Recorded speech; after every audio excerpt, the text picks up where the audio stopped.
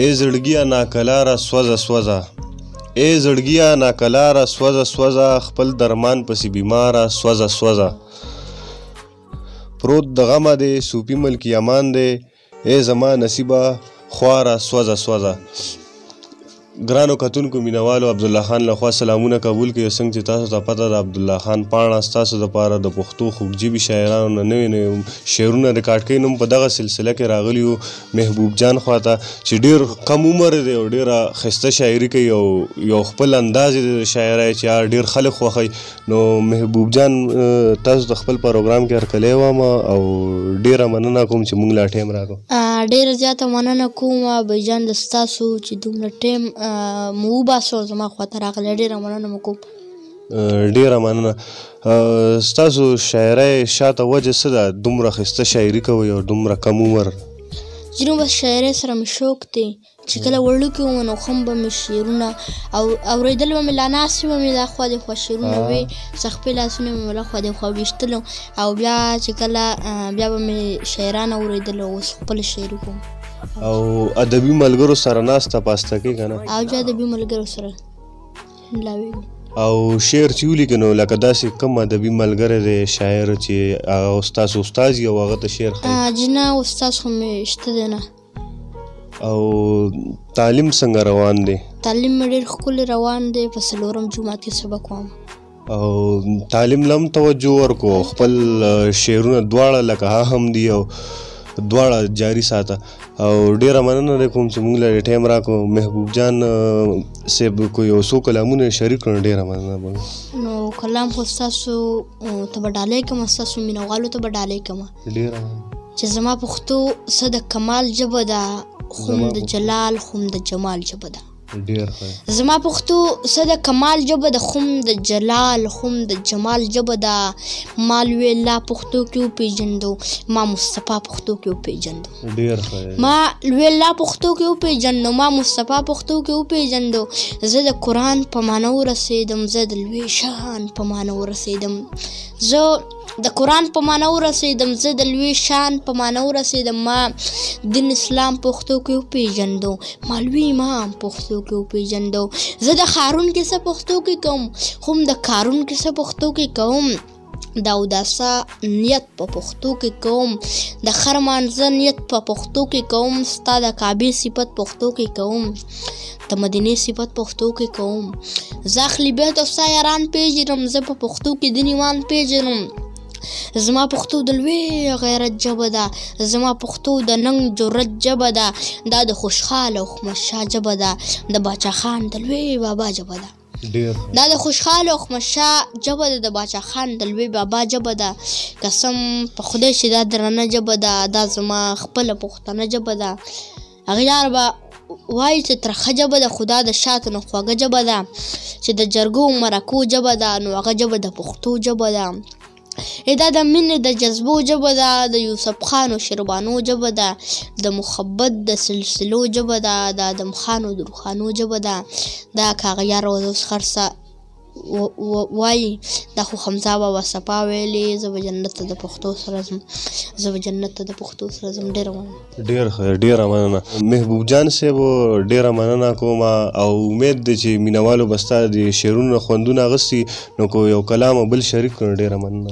ډېره مننه کوم د ستاسو د مینوالو. بل کلام دی چې ولې د فکر شو بدل پښتونه، ولې د فکر شو بدل پښتونه، غیار جوړ کړی درته چل پښتونه.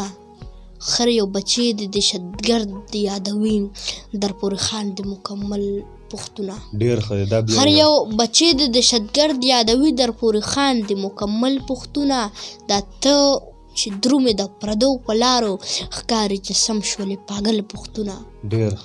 راشه په سمه لار ځان وپېژنه، در څو به ناست وي په مورچل پښتونه. تر 21مې صدۍ ورسېدې، اعزاز یې کم دی د نوبل پښتونه. تر 21مې صدۍ ورسېدې، اعزاز یې کم دی د نوبل پښتونه. تل باچا خان بابا په خوب کې راځي، کوي خمیش درته متل پښتونه. تل باچا خان بابا په خوب کې راځي، کوي خمیش درته متل پښتونه.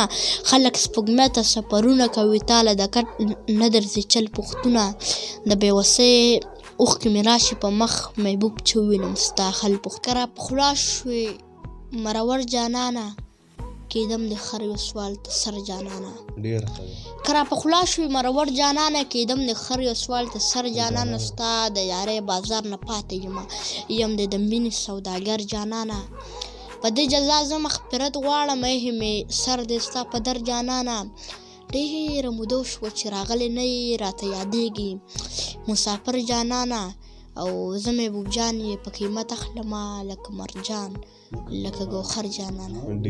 ډېر ښه. نوالو ته داسې څه میسیج ورکول غواړئ؟ کومه خبره ورته کول غواړئ؟ بس زما به څه پیغام وي دغه شعر مې ذهن ته راځي چې ښه نه شې کولې بد مه کوې دا نصیحت کوم چې نفرت مه کوې مینه خوره کې محبت خور کې مینه خوره کې محبت خور کې.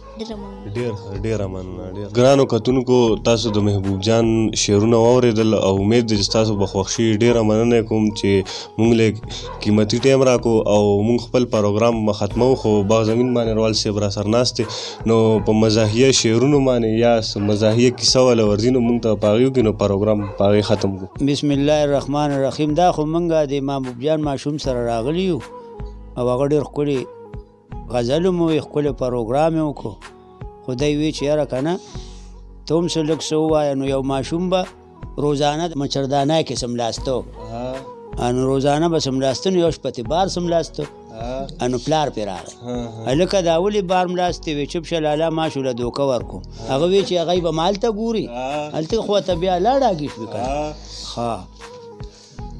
نه نو خان دی که غریب د شاګدانه پاتې شوه خان دی که غریب د شاګدانه پاتې شوه او کیسه د ژوند نیمګړې دارچانه پاتې شوه خان دی که غریب د شاګدانه پاتې شوه کیسه د ژوند نیمګړې دارچانه پاتې شوه او نن کړې اراده یې وه د راتلو زموږ د کلي نن کړې اراده یې وه د راتلو زموږ د کلي په وجه د شیبو شیبو بارانه پاتې شوه نن کړې اراده یې وه د راتلو زموږ د کلي په وجه د شیبو شیبو بارانه پاتې شوه نو دا مو د بابا د تکلیفونو نتیجه وه دا مو د بابا د تکلیفونو نتیجه وه ما تا ته پښتونخوا د باچا خانه پاتې شوه